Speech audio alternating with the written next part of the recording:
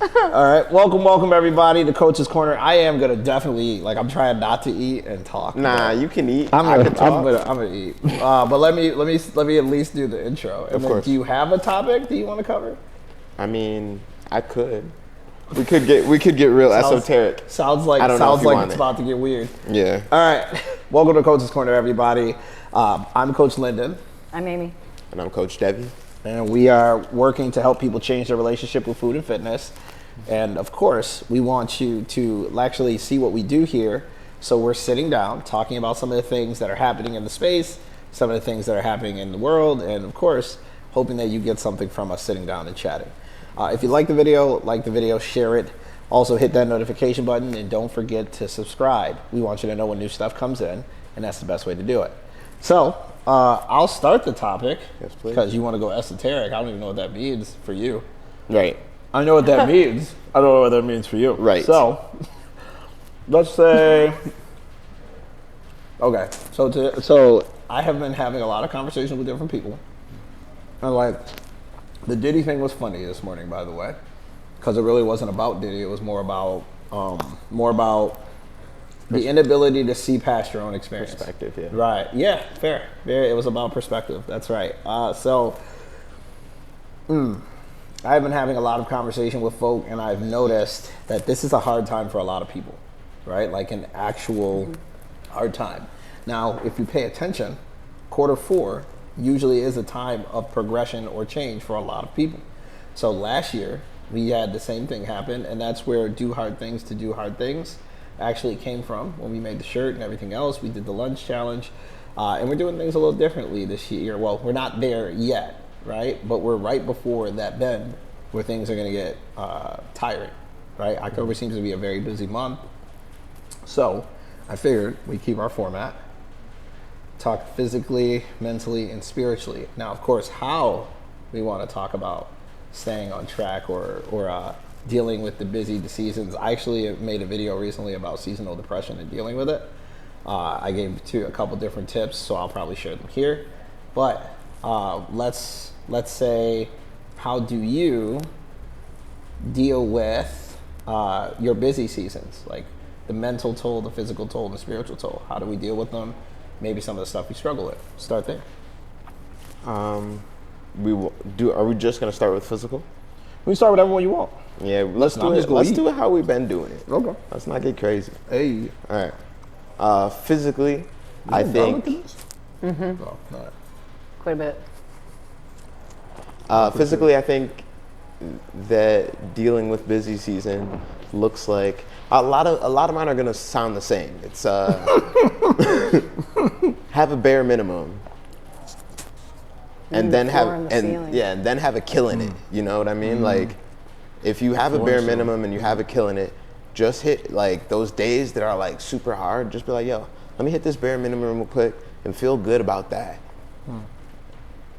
That's it. That's it? Physically, yeah. I'm like, there's gonna be days where you just can't lift heavy, you know? But like, you can still lift, you can still go through the motions. You know, like, I've heard that phrase before, and I think that's really where it like comes from. It's like, if you're dead ass, dog ass tired, maybe getting sick, you just come in. Darcy did it yesterday, I saw her. She just went through the motions, still got a sweat on, you know, and left feeling better. Like, that's the most important part, is like, she came in here like, yeah, I think I might be getting sick. And then she just went through it, and then afterwards she was like, thanks. You're stretching the body, moving the body is what it needs. So Yeah. I think that's spot on. I think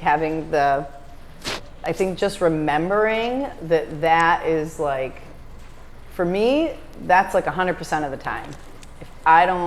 If I'm feeling low, or I'm not sure if I feel like doing my regular schedule, the movement parts of it, I like always feel better, right? So like, I've been doing it long enough where I know that's true. I don't have to convince myself of that anymore. So it's easier to push through and be like, wow, physically, I feel like I'm on the floor. But I know, and it's usually, for me, those definitely like mental and physical, right? If I can't move, I don't feel mentally good. So just remembering that if I can bare minimum it, if I can get in there and just move around a little bit, I'm gonna feel better. You can move. I'm gonna feel better. My mouth was full. All right. So, you actually said it, and I don't know if the mics picked it up, so I'm going to say it again. Having a ceiling and having a floor for your physicality is absolutely a way to go. When I heard you guys talk about it, what I heard was the win actually happens way before that. When we're talking about somewhere like it's cold, again, you're not getting the same amount of sunlight, and also you got to keep in mind that most people aren't movers, right? So like moving is very natural for the both of you, but most people it's not natural, right? So just getting out of bed is 4 to 5 times harder for those people. So I had to learn to do it like this. I always laugh when people say things like, they're like, well, I just put my phone too far away for me to get. And I'm like, that's great. And then they said that, so I get it. And then I go back in my bed. And I'm like, then it defeated the purpose. The whole purpose was for you to have to get up. And that was your start, right? So if you get out of your bed and hit the snooze and come back, then you've lost, right? So most people don't need something that makes them get up. They have to just get up, right? Like just intentionally choose to wake up and get dressed. If most people did that, their days would start better. And again, we can get into how like the science, circadian rhythm, and everything else, but let's just say because there's less natural sunlight outside, how your body thinks you're supposed to sleep is now messed with because it's now darker outside earlier and it stays darker for longer. So the only way to balance that out is by your choices, right? Not how you feel, but by your actual choices. I now wake up without an alarm clock. My alarm clock is my secondary function, right? So I'm like, man, I'm really tired. Like it's not, man, we stay up for another 4 hours. It's like, no, I'm actually tired. I should probably go to sleep. Or I'll say things like, actual things outside. I know I got to get up really early tomorrow, and my body will start to like, oh, okay, we need to rest. Again, having those signals came from doing it when I didn't want to, right? So it was every night going to bed for enough time for that to happen. So ceiling and floor, get out of bed, get dressed, right, and get out of your house is the floor for me. And then having a workout that I like. It doesn't matter if I do well or not, is my ceiling, right? Like that's my ceiling as far as like, okay, how do I physically feel successful, right? So I would go that route. Mentally? Ha-ha! I'd say Ha-ha! No, I'm just kidding. mentally through the tough season, I'm leaning into ritual. I think routine calms the mind, and slows down time, and that's really like what gets out of hand is like as the season comes up, people are like pulling on your energy from different directions and taking up your time because that is energy, and probably taking up your money because that's also energy. And just being able to like allocate, and like take some time to some of that energy for yourself, and spinning webs of ritual. Like your brain loves that. Your brain loves the cyclical nature of it. So like, that's what I would say. Yeah, I agree with that. Routine, like trying to build one that feels like I can keep it. Facts. Making that space in the morning usually helps because I think mentally it is the darkness. it gets to you. I agree. I think that, so finding ways to bring light to your day, if I can lighten my mental load by taking a little bit of space in the morning, that can go a really long way. And then if I'm doing that every morning, or more often than not even, right? Because there are some days where I'm just like, nah, I'm gonna stay in bed.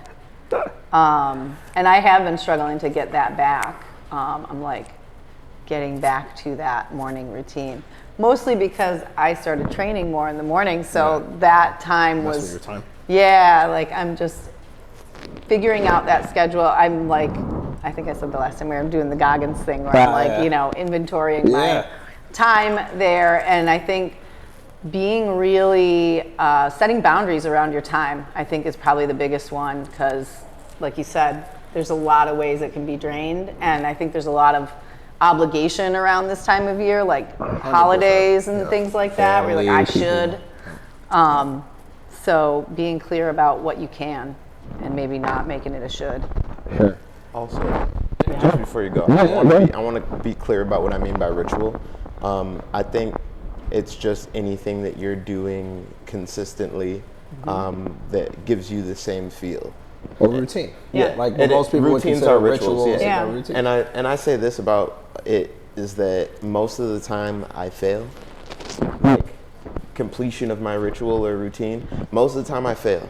And I think it's not about failing or like getting it done or not getting it done. It's just about having one that gives you that mental calm. Yeah. Like just continually trying to like get it. Sometimes you'll get it right and that feels great. You know, it sets your day off perfectly, but most times it's just like getting your day into that. You know, it's funny.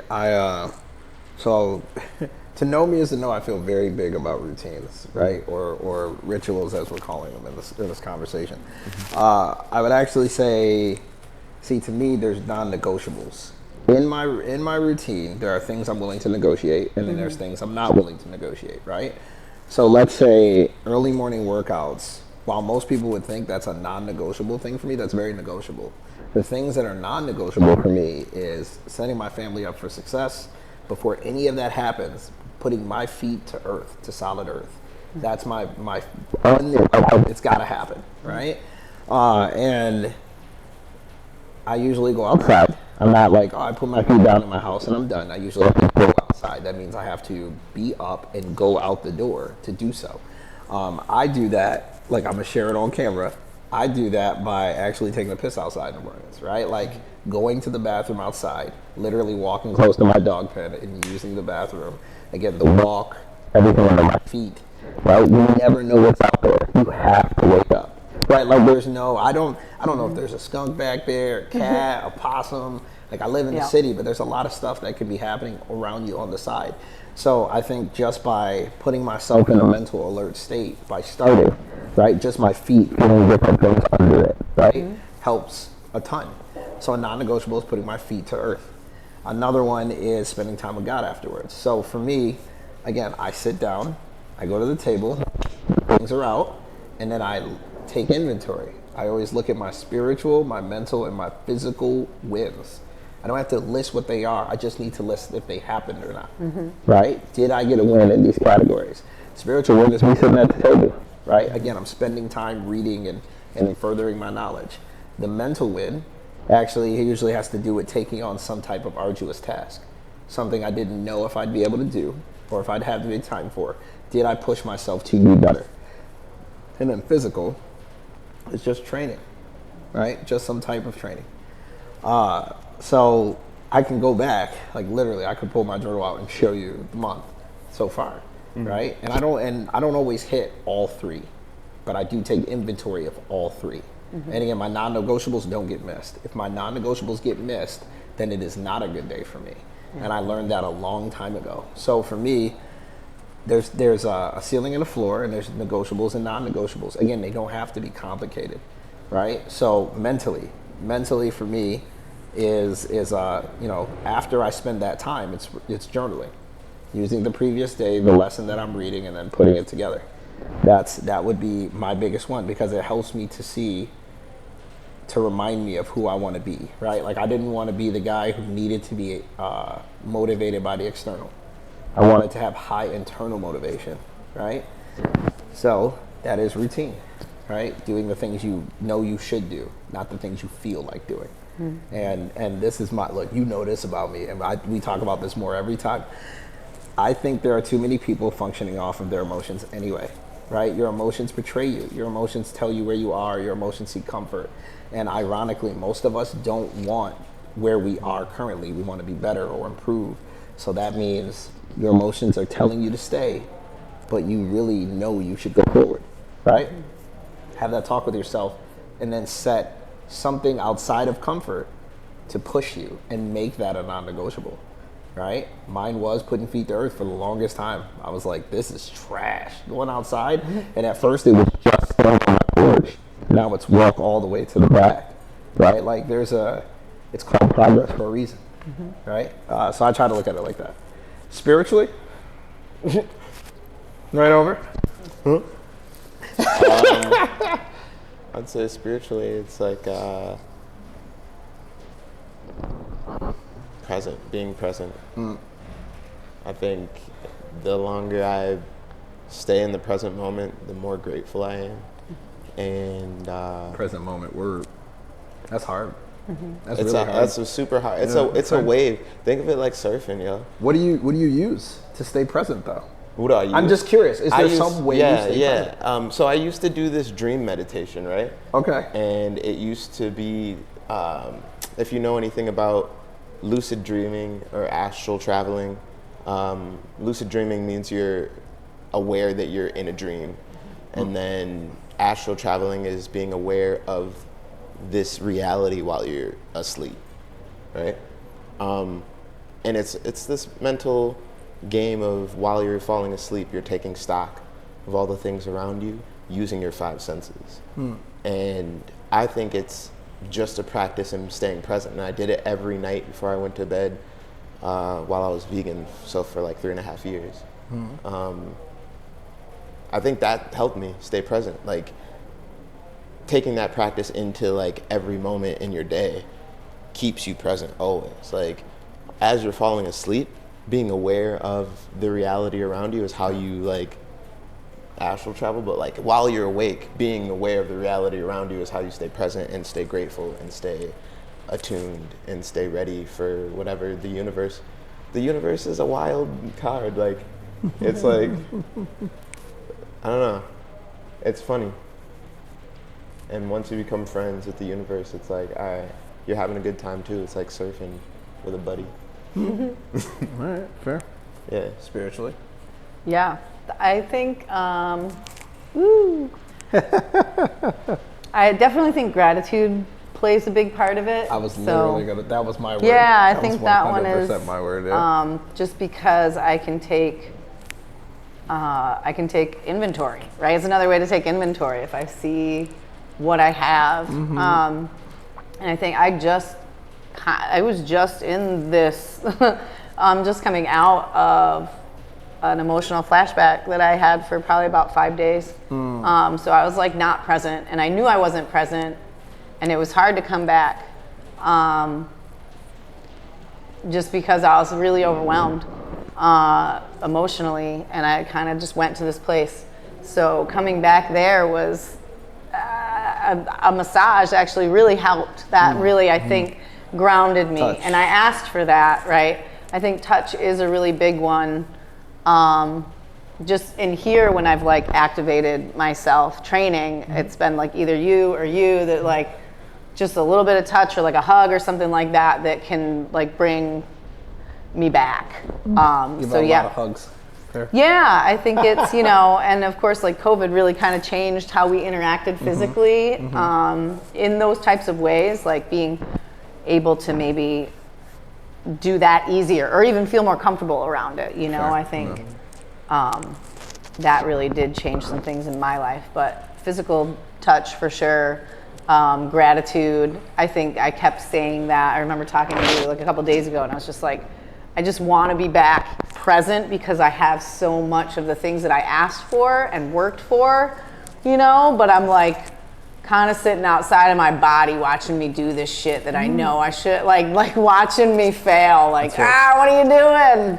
So I like to. I agree. Gratitude was literally going to be my word. I was like, gratitude is what keeps me present. Like, again, no one's immune to falling outside of their current experiences, right? But you got to have some type of practice that pulls you back into the current. And one of mine is being grateful. And sometimes it sounds really stupid, like man, grateful I woke up this morning. I'm grateful to see my son happy and healthy. I'm grateful to be able to go outside. I'm grateful to be able to put my feet to the ground. Like, it sounds dumb until you realize that any win helps you stack to a point where you can win more. So if I'm saying I'm present, it's going to bring me to the present, right? Yeah. It's a very simple concept by saying it. And again, people don't, I know that affirmations get overly used, right? Like I see too much affirmations, and if you hear me talk about it, I try to talk about stuff in a relatable context, right? I don't try to be heady, but sometimes heady is necessary, right? So I like to make sure we give applicable things when I'm saying what I'm saying.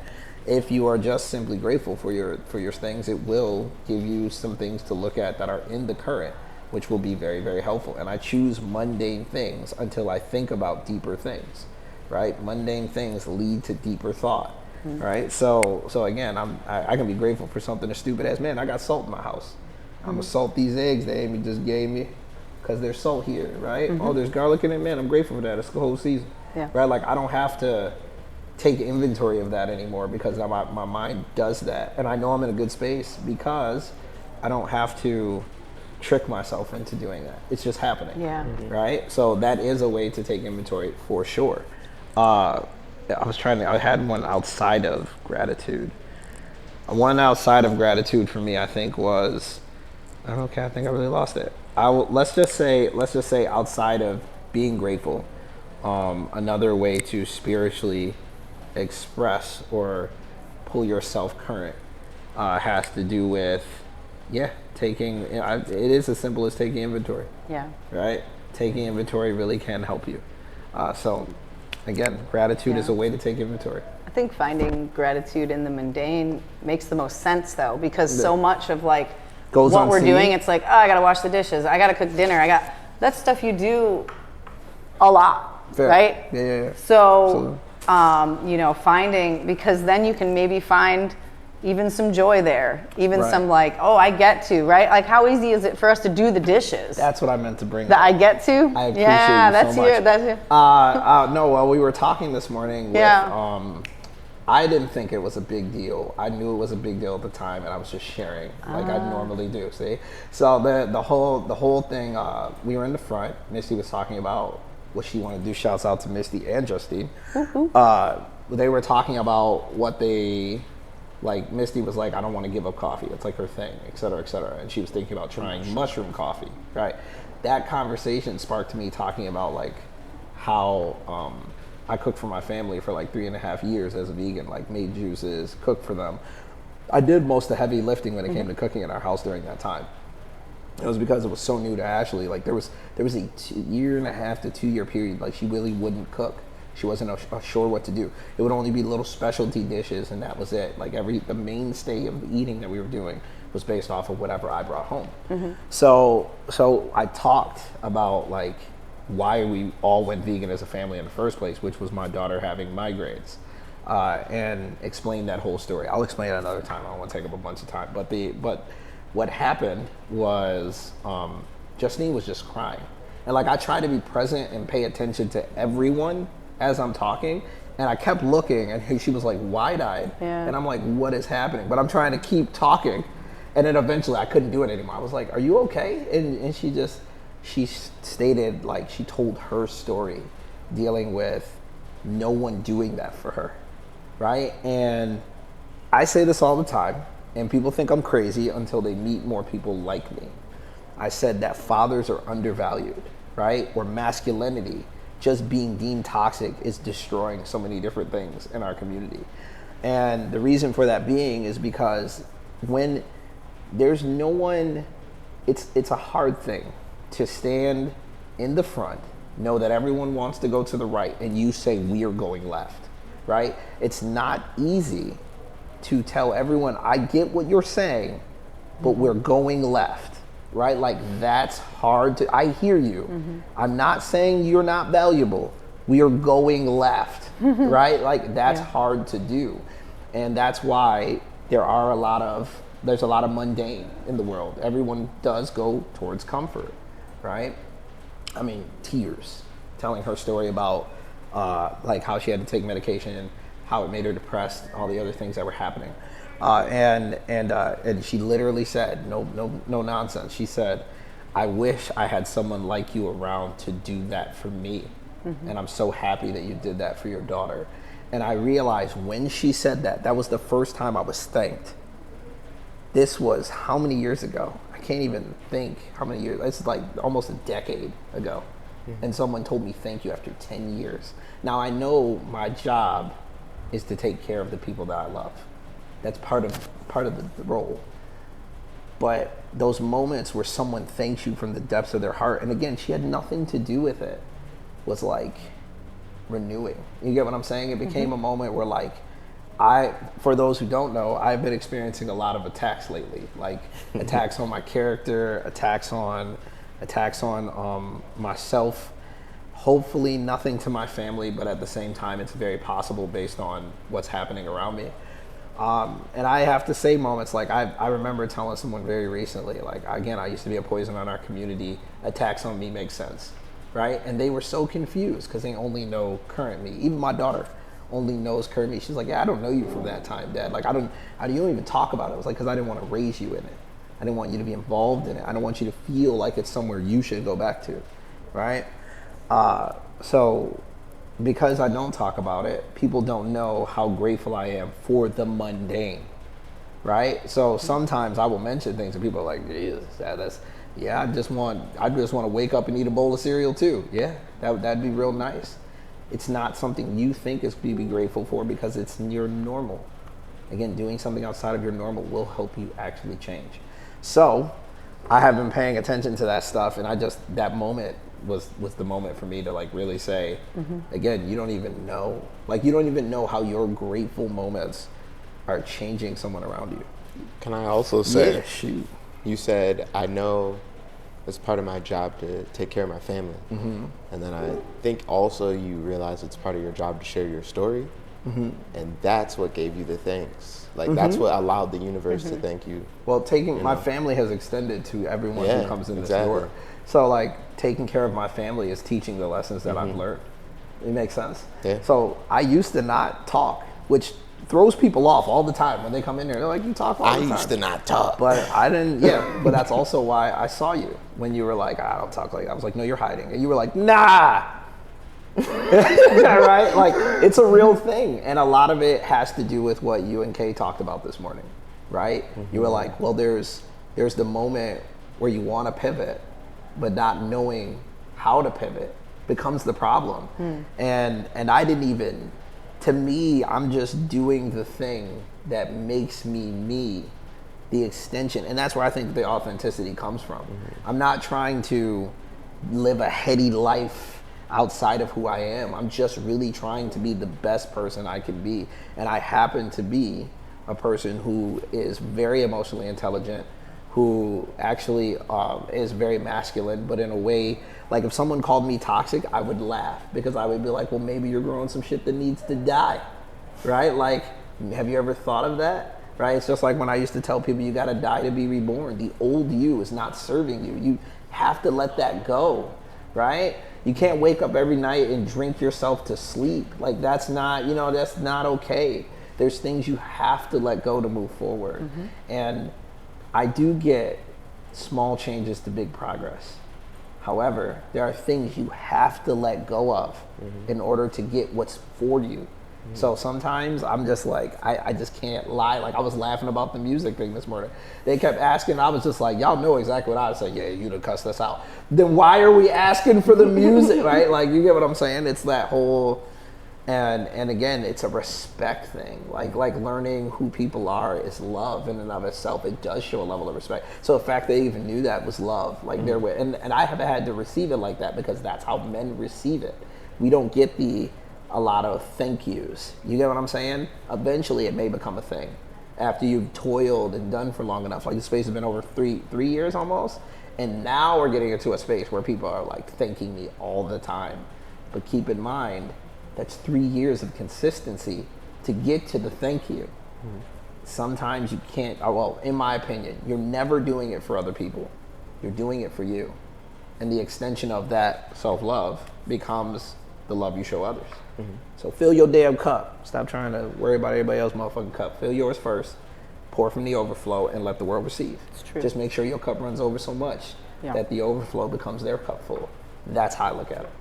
Fair? So, yeah, that's all I got. All three. Gotta make sure your cup has a bottom first. You know? Yeah. Oh, if you got a cup with no bottom, you ain't got a cup. You have a cylinder. Yeah. that is- Like that's it. You get what I'm Yeah. saying? There's some people out here with chalices with no list. They just got chop. You get what I'm saying? Yeah, I'm done. They out here with chatties. And they can't. They like, man, I can't keep nothing in my cup. It's like because there's no bottom. That's 100% true, right? So again, just to kind of bring it all together, let's say physically, we said the biggest thing we went over was routine, right? Like routine is the big win in so many ways. Have a ceiling, have a floor, have a routine, and practice some gratitude. Have a bottom to your cup. Bottom of your cup. Yeah. Have a bottom to your god doggone cup. He ain't lie. All right, and again, that's a good thing. So don't sell yourself short because of what you don't have. Yeah. All right, everybody. I think we're gonna get out of here. I keep looking at my watch because I was super late today, and they were just so gracious to stay. So I don't want to take up all their time. Thank you so much for watching today. Again, if you want to know where to find us, you can check us out at www.gettingitdaily.com. You can also find us on social medias, either Facebook or Instagram, under the name Getting It Daily. We have plenty of places for you to join. Check us out. Things we give away for free. Check us out, man. I'm telling you, so much for you to do. And you don't even got to pay, right? Like, I know so many people are like, price. I'm like, nah, just get here, right? I definitely try to treat the place like church a little bit. Get here and let us help. Fair? So, thank you so much for watching. This is Coach Linden. This is Amy. Coach Devi. Signing off. Peace. Peace. Yeah. Ah, you were so slow. Yeah.